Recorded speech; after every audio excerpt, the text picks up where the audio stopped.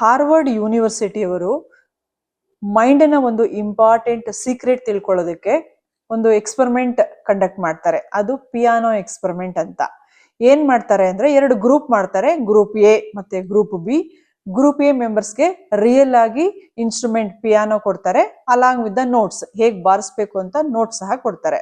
ವೆರೇಸ್ group B ನವರಿಗೆ real ಆಗಿ instrument ಕೊಡಲ್ಲ, ಇನ್ಸ್ಟೆಡ್ ಅವ್ರು ಹೇಳ್ತಾರೆ ಮೈಂಡ್ ಅಲ್ಲಿ ಅಸ್ಯೂಮ್ ಮಾಡಿ ನಾವು ಪಿಯಾನೋ ಬಾರಿಸ್ತಾ ಇದೀವಿ ಅಂತ, ಅದಕ್ಕೆ ಬೇಕಾಗಿರುವಂತ ನೋಟ್ಸ್ ಕೊಡ್ತಾರೆ. ಸೊ ಇದೇ ತರ 2 ಗ್ರೂಪ್ ನವರಿಗೆ ಅಡ್ವೈಸ್ ಮಾಡ್ತಾರೆ, ನೀವು 2 hours ಎವ್ರಿ ಡೇ ಪ್ರಾಕ್ಟೀಸ್ ಮಾಡಬೇಕು ಪಿಯಾನೋ ಬಾರಿಸೋದನ್ನ.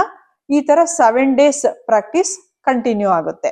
ಇಲ್ಲಿ ಗ್ರೂಪ್ ಎ ಮೆಂಬರ್ಸ್ ರಿಯಲ್ ಆಗಿ ಪಿಯಾನೋ ಬಾರಿಸ್ತಾ ಇದ್ದಾರೆ, ಗ್ರೂಪ್ ಬಿ ಮೆಂಬರ್ಸ್ ಅಸ್ಯೂಮ್ ಮಾಡ್ತಾ ಇದ್ದಾರೆ ಮೈಂಡ್ ನಲ್ಲಿ ನಾವು ಪಿಯಾನೋ ಬಾರಿಸ್ತಾ ಇದೀವಿ ಅಂತ. ಆಫ್ಟರ್ 7 days ಬ್ರೈನ್ ಇಮೇಜಸ್ ತಗೊಳ್ತಾರೆ 2 ಗ್ರೂಪ್ ನವ್ರದ್ದು ಯೂಸಿಂಗ್ TMS ಇನ್ಸ್ಟ್ರೂಮೆಂಟ್. ಸೊ ಆಶ್ಚರ್ಯಕರವಾದ ಸಂಗತಿ ಏನು ಅಂತ ಅಂದ್ರೆ 2 ಗ್ರೂಪ್ ನವ್ರದ್ದು ಬ್ರೈನ್ ಇಮೇಜಸ್ ಸೇಮ್ ಇದೆ. ಇಲ್ಲಿ ರಿಯಲ್ ಆಗಿ ಪಿಯಾನೋ ಬಾರಿಸ್ತಿರೋ ಬ್ರೈನ್ ಇಮೇಜಸ್ ಮತ್ತೆ ಅಸ್ಯೂಮ್ ಮಾಡ್ತಾ ಇರೋ ಬ್ರೈನ್ ಇಮೇಜಸ್ ಸೇಮ್ ಇದೆ, ಏನೂ ಡಿಫ್ರೆನ್ಸ್ ಇಲ್ಲ. ಇದರಿಂದ ನಮಗ್ ಗೊತ್ತಾಗುತ್ತೆ ನಮ್ಮ ಮೈಂಡ್ಗೆ ರಿಯಲ್ ಮತ್ತೆ ಇಮ್ಯಾಜಿನರಿ ಡಿಫ್ರೆನ್ಶಿಯೇಟ್ ಮಾಡೋದಕ್ಕೆ ಬರಲ್ಲ.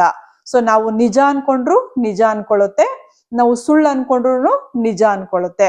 It is like a small kid.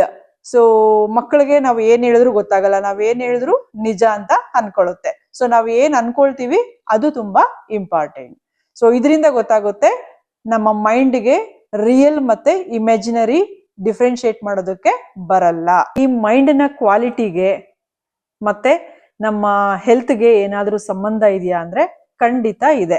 ನೋಡಿ, ಒಂದು ನೆಗೆಟಿವ್ ಇನ್ಸಿಡೆಂಟ್ ಒಂದು ಸಾರಿ ಆಗಿರುತ್ತೆ, ಅದರ ಎಫೆಕ್ಟ್ ಖಂಡಿತ ನಮ್ಮ ಮೈಂಡ್ ಮೇಲೆ ಫಸ್ಟ್ ಆಗುತ್ತೆ, ಆಮೇಲೆ ಬಾಡಿ ಮೇಲೆ ಆಗುತ್ತೆ.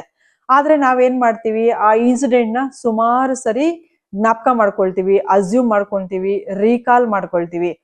ಆವಾಗ ಏನಾಗುತ್ತೆ ಅಂದ್ರೆ ಆ ಇನ್ಸಿಡೆಂಟ್ ಅಷ್ಟು ಸಾರಿ ನಿಜವಾಗ್ಲೂ ಆಗಿದೆಯೇನೋ ಅನ್ನೋಷ್ಟು ನಮ್ಮ ಬಾಡಿ ಮತ್ತೆ ಮೈಂಡ್ ನ ಡ್ಯಾಮೇಜ್ ಮಾಡುತ್ತೆ. ಸೊ ಆ ಇನ್ಸಿಡೆಂಟ್ ಜ್ಞಾಪಕ ಬರ್ತಾ ಇದೆ ಅಂತಂದ್ರೆ ಮೈಂಡ್ ನ ಇಮಿಡಿಯೇಟ್ ಪಾಸಿಟಿವ್ ಥಿಂಗ್ಸ್ ಕಡೆ ಡೈವರ್ಟ್ ಮಾಡಿ ಆ ಇನ್ಸಿಡೆಂಟ್ ಇಂದ ಆಚೆ ಬನ್ನಿ.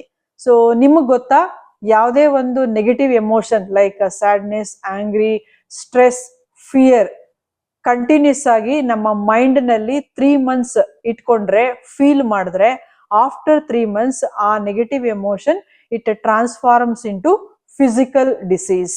ಜ್ಞಾಪಕ ಇರ್ಲಿ, ದಯವಿಟ್ಟು ಆ ಇನ್ಸಿಡೆಂಟ್ ನ ಮೈಂಡ್ ಅಲ್ಲಿ ಅಸ್ಯೂಮ್ ಮಾಡಬೇಡಿ.